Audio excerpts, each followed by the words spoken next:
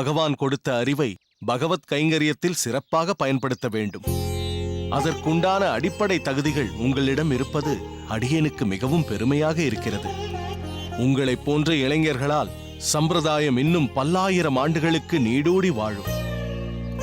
அந்த நம்பிக்கை அடியேனுக்கு இப்போது ஏற்பட்டுள்ளது.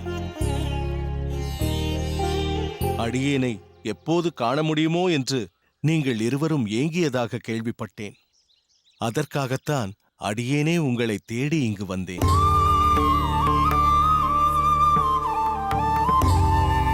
அடியேன் உங்களுக்கோ உங்களின் தாய்க்கோ விரோதம் பாராட்டுபவன் அல்ல.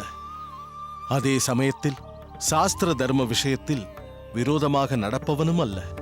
முன்னோர்களும் சான்றோர்களும் பெரியோர்களும் காண்பித்த கோட்பாடுகளை வழிநடத்தி காண்பிப்பவனாகவும் நல் விஷயங்களுக்கு ஆதரவளிப்பவனாகவும் இருக்கவே அடியேன் விரும்புகிறேன். மற்றபடி உங்கள் யார் மீதும் அடியேனுக்கு எந்த வெறுப்பும் இல்லை. உங்கள் இருவரையும் இங்கு பார்த்ததில் மிக்க மகிழ்ச்சி. இக்கோயிலிலேயே பல உன்னதமான சேவைகளை திறம்பட செய்து கொண்டு சீரும் சிறப்புமாக வாழுங்கள். உங்கள் இருவருக்கும் அடியேனின் ஆசிகள். சுவாமி, தாங்கள் இவர்களுக்கு கோயிலில் எந்தவிதமான கைங்கரியங்களை அளிக்கலாம் என்று தெரிவிக்க வேண்டும். இக்கோயில் பெரிய கோயில் என்றே அழைக்கப்படுகிறது. எனவே பெரும் பணிகள் இங்கே நடைபெற வேண்டியிருக்கிறது. உற்சவங்கள் என்றாலே பல முன்னேற்பாடுகள் அவசியம். எனவே அதற்குண்டான திட்டமிடுதலை இவர்கள் இருவரும் மேற்கொள்ளட்டும். தெய்வவாரி சுவாமி, இன்று முதல் இவர்களை நம் கோயில் கைங்கரியத்தில் ஈடுபடுத்து. உற்சவங்களை கவனிக்கும் பொறுப்பில் இவர்களுக்கும் ஒரு பங்கு அடியேன் கொடுக்க சொன்னதாக அணியரங்கரிடம் தெரிவித்துவிடு. இதற்கு அணியரங்கர் ஒரு மறுப்பும் சொல்ல மாட்டார் சுவாமி. காரணம், இவர்கள் மீது அணியரங்கருக்கு அலாதியான அன்பு. அதைத்தான் அன்றே பூரிப்போடு அடியனிடம் தெரிவித்து விட்டாரே அணியரங்கர். இதுவும் இவர்களுக்கு இருக்கும் உன்னதமான திறமைதான். சிடுமூஞ்சிக்காரர்களை நம் வழிக்கு கொண்டு வந்து நண்பர்களாக ஆக்குவது மிக கடினமான விஷயம். அதில் இவர்கள் இருவரும் கை தேர்ந்தவர்களாக இருப்பதால் கோயிலுக்கு வரும் சேவார்த்திகளையும் சில பெரிய மனிதர்களையும் பக்குவமாக இவர்களே அணுகி உபசரிக்கட்டும். ஆகட்டும் சுவாமி. அரங்கனின் புது சேவகர்கள் பிள்ளைக்கரசு மற்றும் சொட்டை நம்பி இருவரும் நம்மோடு சேர்ந்து வர அழகிய மணவாள பெருமாளை நாம் கூடியிருந்து சேவித்துக் குளிர்வோம். வாருங்கள்.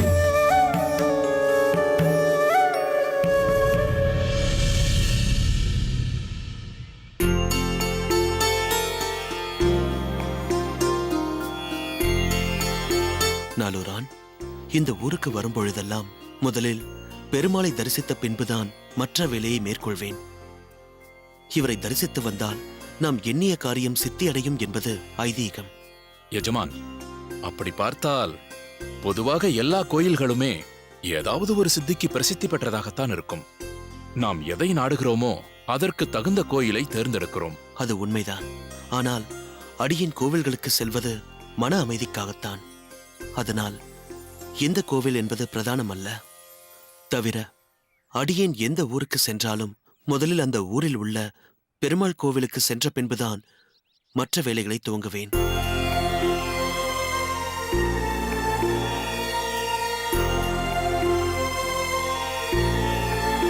நமஸ்காரம் சுவாமி. நமஸ்காரம் கனகசபை. எப்படி இருக்கிறாய்? எல்லோரும் நலம்தானே? கடவுள் கிருபையால் க்ஷேமமாக இருக்கிறேன். உங்களை இங்கு பார்த்ததில் மகிழ்ச்சி, அதிசயம் இரண்டும் கலந்துள்ளது. நீங்கள் இங்கு வந்து பல மாதங்கள் ஆகிவிட்டன அல்லவா? என்ன அதிசயமாக இப்பொழுது வந்திருக்கிறீர்கள்? வியாபாரம் எல்லாம் எப்படி இருக்கிறது? எது எது எப்படி எப்படி நடக்க வேண்டுமோ அது அது அப்படி அப்படி நடந்து கொண்டுதான் இருக்கிறது. இவர் பெயர் நாலூரான். நமஸ்காரம். நாலூரான், இவர்தான் கனகசபை. நம் பண்ணையின் மொத்த பொறுப்பையும் இப்பொழுது இவரிடம் ஒப்படைத்துள்ளோம். அதனால் இவரை இந்த ஊருக்கு அழைத்து வந்தேன். முத்துக்குமரனை இவருக்கு அறிமுகம் செய்து வைக்க. இனி இவர்தான் வந்து செல்வார். என்ன கனகசபை, ஒரு மாதிரியாக பார்க்கிறாய்? முத்து ஊரில் இல்லையா? உங்களுக்கு விஷயமே தெரியாதா? முத்து இந்த உலகத்திலேயே இல்லை. சென்ற வாரம் தான் திடீரென்று காலமாகிவிட்டார்.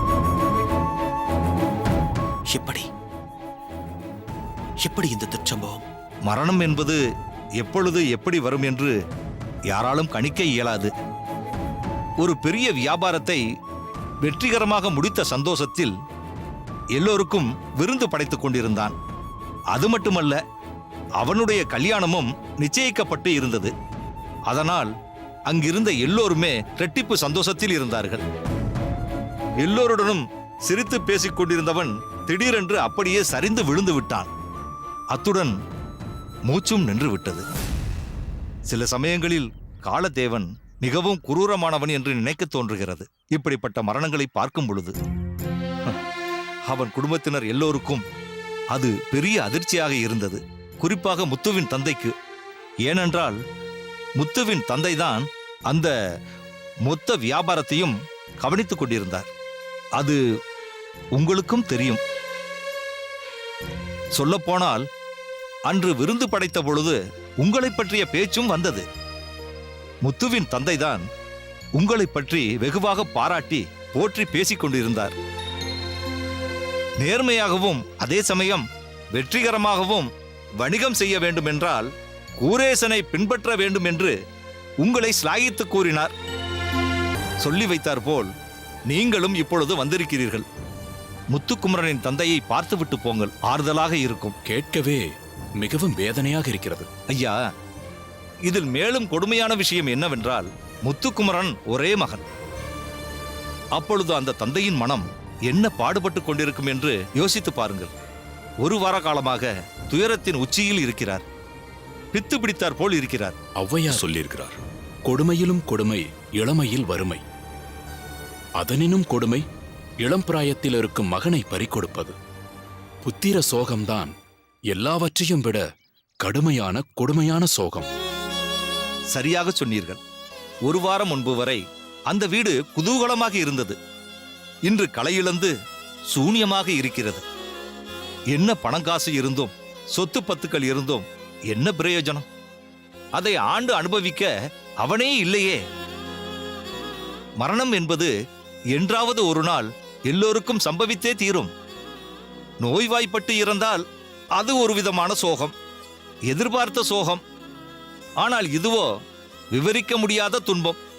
ஒரு வாரமாக நானும் மனமுடைந்து இருக்கிறேன். முத்து எனது நல்ல நண்பன். இன்றுதான் வேலை நிமித்தமாக வெளியே செல்ல வேண்டிய கட்டாயம். சரி கூரேசன், நான் உத்தரவு வாங்கிக் கொள்கிறேன். அவசரமாக சென்று கொண்டிருக்கிறேன். அடுத்த முறை இங்கு வரும்பொழுது நீங்கள் அவசியம் என் அகத்திற்கு வர வேண்டும். புறப்படுகிறேன். வருகிறேன் நாளூரான்.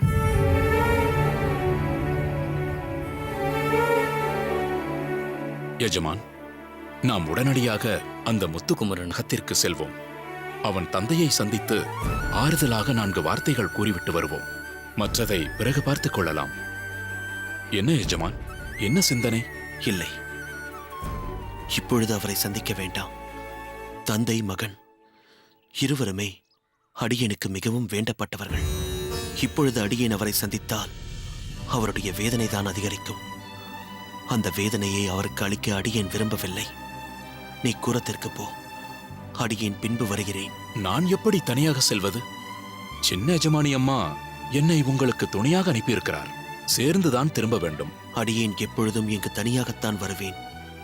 இம்முறை உன்னை அறிமுகம் செய்து வைப்பதற்காக வரச் சொன்னேன். இல்லையெனில் தனியாகத்தான் வந்திருப்பேன். ஆண்டாளின் அக்கறை புரிகிறது. ஆனால் வேறு சிலரை அடியேன் சந்திக்க வேண்டியிருக்கிறது. அதனால் நீ புறப்பட, நான் பிறகு வருகிறேன். இல்லை எஜமான், சொன்னதை செய். அதில்லை. நான் தனியாக சென்றால் சின்ன எஜமானி அம்மா ஏன் அவரை விட்டுவிட்டு வந்தாய் என்று கேட்பார்கள். நீ செல்வதற்குள் அடியேன் அங்கு போய் சேர்ந்து விடுவேன். சரி, நான் சென்று விட்டால் உங்களுக்கு வண்டி? இந்த ஊரில் அடியேனுக்கு 1000 வண்டிகள் கிடைக்கும். அதை பற்றிய கவலை உனக்கு வேண்டாம். முதலில் நீ புறப்பட. இருந்தாலும் எஜமானி அம்மா. போ நாளூரான்.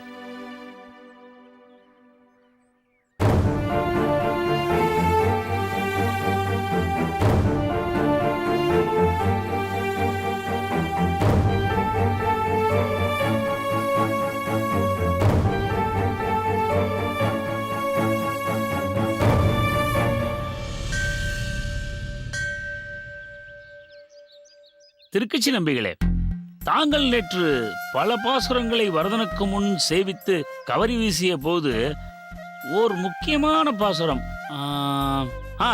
மலையாமை என்றும் தலையாமை என்றும் வந்ததே, அப்பாசுரத்தின் ஆழ்பொருள் என்ன என்பதை அடியேன் அறிய விரும்புகிறேன் சுவாமி. நான்முகன் திருவந்தாதி பாசுரத்தை சொல்கிறீர்களா? ஆம் சுவாமி, அதை அடியேனுக்காக ஒருமுறை சேவியுங்களேன், கேட்போம். மலையாமை மேல் வைத்து வாசுகியை சுற்றி தலையாமை தானொரு கைப்பற்றி அலையாமல் பீரக்கடைந்த பெருமான் திருநாமம் கூறுவதே யாவர்க்கும் கூற்று. இந்த பாசுரம் தானே? ஆம் சுவாமி, இதே பாசுரம்தான். இதன் பொருளைத்தான் அறிய விரும்புகிறேன். மலையாமை என்பது ஆமையின் மேல் வைக்கப்பட்ட மலை. அதாவது கூர்மாவதாரம் எடுத்தானே அந்த வரதன், அவன் தன் முதுகின் மீது மலையை நிறுத்தி மலையானது கீழே அழுந்தாதவாறு செய்தான். வாசுகியாகிய பாம்பை மலையை சுற்றி கட்டி தேவர்களையும் அசுரர்களையும் கொண்டு பார்க்கடலை கடைந்தான். தேவர்களும் அசுரர்களும் வாசுகி பாம்பை இருபுறம் பிடித்து பார்க்கடலை கடைந்ததால் அதனால் ஏற்பட்ட வலியால் வாசுகி பாம்பானது துயருற்றது. அந்த வலியை தாங்கிக் கொள்ளும் சக்தியையும் பகவானே அந்த வாசுகி பாம்பிற்கு கொடுத்தார். பிறகு கடையும் போது மலை அடிக்கடி மேலே எழுவதாயிற்று. அதை சீர் செய்ய மலை மேல் தன் ஒரு கையை மட்டும் வைத்து அழுத்தி பிடித்துக் கொண்டார். அதைத்தான் ஆழ்வார் தலையாமை என்கிறார். தலை என்றால் மிகைப்படுதல், அதாவது அதிகமாகுதல், மேலாகுதல் என்று பொருள். அதன்படி தேவர்களுக்கும் மனிதர்களுக்கும் 2 கைகள் மட்டுமே உண்டு. ஆனால் பகவானுக்கோ 4 கைகள் இருந்தாலும் மிகையாக பயன்படுத்தாமல் தன் ஒரு கையாலேயே மலையை அழுத்தி அசாதாரணமான காரியத்தை சாதித்தான். அதைத்தான் தலையாமை என்கிறார் திருமழிசை ஆழ்வார். சில காலம் கடந்ததும் தேவர்களும் அசுரர்களும் களைப்படைந்தனர். அப்பொழுது தானும் ஒரு கைப்பற்றி பார்க்கடலை கடைந்தான் பரந்தாமன். இப்படி அண்டியவர்களுக்கு வேண்டும் போதெல்லாம் பலவாறு நின்று உபகாரம் செய்யும் எம்பெருமானின் திருநாமத்தை அவர் செய்யும் திருவிளையாடல்களை விளக்கும் வகையில் துதித்து போற்றுவதே நம் தலையாய கடமை என்று உணர்த்துகிறார் எம்மை தடுத்தாட்கொண்ட திருமழிசை பிரான். அதாவது பெருமாளின் திருநாமத்தை என்றும் பாடி பரவுங்கள் என்கிறார். நாம சங்கீர்த்தனத்தை செய்யுங்கள் என்கிறார். பார்க்கடலை கடைதல் என்ற ஒரு செயலுக்கு பகவான் எத்தனை விதத்தில் உதவி புரிந்திருக்கிறான். ஆம், எம்பெருமான் வரதன் கர்த்தா, காரியதா, பிரயோஜன கர்த்தா, அனுமந்தா, சககாரி, இப்படி பலவிதமாக இருப்பவன். சரணடைந்தவர்களை அனைத்து சங்கடத்திலிருந்தும் காத்து கைவிடாது உடனிருப்பவன். அமுதம் வேண்டி தேவர்களும் அசுரர்களும் பார்க்கடலை கடைந்தாலும் மகாலட்சுமி தாயாரை எதிர்நோக்கியே அக்காரியத்தை செய்தார் எம்பெருமான். பார்க்கடலை கடைந்து முடித்ததும் அமுதத்தோடு ஸ்ரீ மகாலட்சுமி தாயாரும் அதில் தோன்றினார். ஸ்ரீ ஆகிய மகாலட்சுமி தாயாரை மணந்ததால் ஸ்ரீனிவாசன் என்று பெயரும் பெற்றார். இதைத்தான் திருமங்கை ஆழ்வார் தன் பெரிய திருமொழி பாசுரத்தில் விண்ணவர் அமுதுண்ண அமுதில் வரும் பெண் அமுதுண்ட எம்பெருமானே என்று பூரிக்கிறார். நம்பிகளே, வழி வழியாக நாங்கள் வரதனுக்கு கைங்கரியம் செய்து வருகிறோம். அடியேனின் மூதாதையர்களும் பாசுரங்களில் பாண்டித்யம் பெற்றவர்கள்தான். எங்களுக்கும் நிறைய அர்த்தங்களை அவர்கள் போதித்தும் உள்ளார்கள். இருப்பினும் உமது திருவாயால் வரும் பொருளமுதம் பெறுவதென்பது செவிக்கு அமுதாக இருக்கிறது. இது அடியேனுக்கு பெரும் கொடுப்பினை சுவாமி. உங்கள் பாராட்டுக்கள் எதுவும் அடியேனுக்கு பொருந்தாது. அடியேனின் ஆச்சாரியர் யமுனாச்சாரியருக்கே போய் சேர வேண்டும். நீர் அவரை அனவரதமும் நினைப்பது போல் அவரும் உண்மையே நினைத்துக் கொண்டிருக்கிறார் என்றே சொல்லத் தோன்றுகிறது. அதனாலினன்றோ தாங்கள் உமது யமுனாச்சாரிய சுவாமியை மனதில் நிறுத்தி பாசுரங்களின் பொருள் உரைக்கையில் அது யமுனையைப் போல் தூய்மையாய் தெளிவானதாய் இருக்கிறது. ஆச்சாரியர் மனதில் என்றும் நீர் குடிகொண்டு இருப்பீர் சுவாமி. பட்டரே, இன்று திருக்கண்ணமுதுதானே வரதனுக்கு கண்ட்ரோல பண்ணினீர்கள்? ஆம் நம்பிகளே, ஏன் கேட்கிறீர்கள்?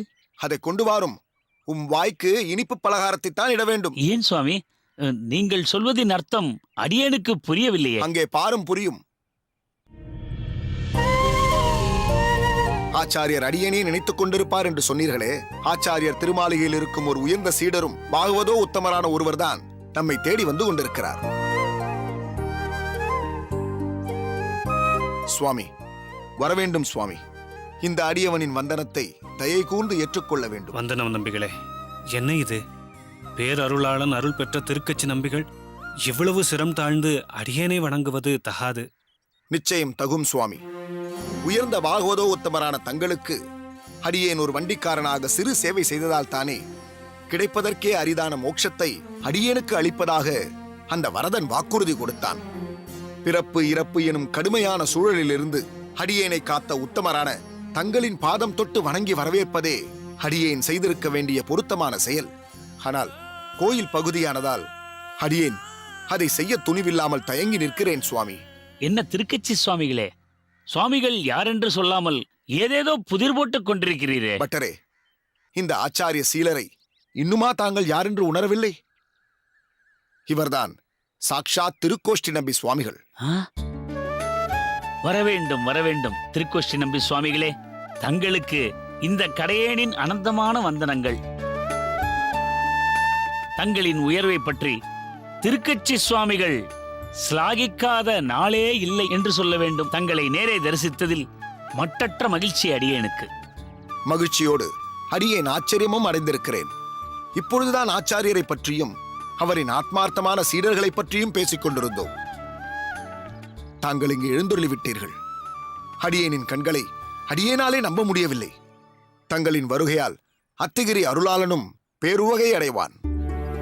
சுவாமி, ஆச்சாரியர் எப்படி இருக்கிறார்? அவருடைய திருமேனி பாங்காக இருக்கிறதா? தாங்கள் எப்போது காஞ்சிபதிக்கு வந்தீர்கள்? இன்று காலைதான் வந்தேன். வந்ததும் நேராக உமது மடத்திற்குத்தான் சென்றேன். தாங்கள் கோயிலுக்கு சென்றிருப்பதாக சொன்னார்கள். ஸ்நானம் செய்து அனுஷ்டானத்தை முடித்தேன். உமது உதவியாளன் சாரதியை பார்த்தேன். என்ன ஒரு பணிவு! உமக்கு ஏற்ற சிஷ்யன்தான் அவன்.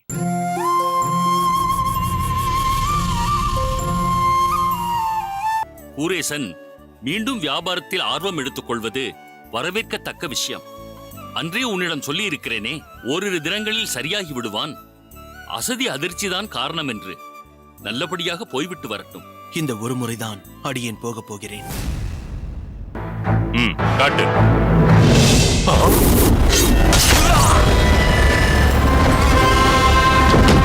வாளுக்கு வேலி, வாளுக்கு வேலி!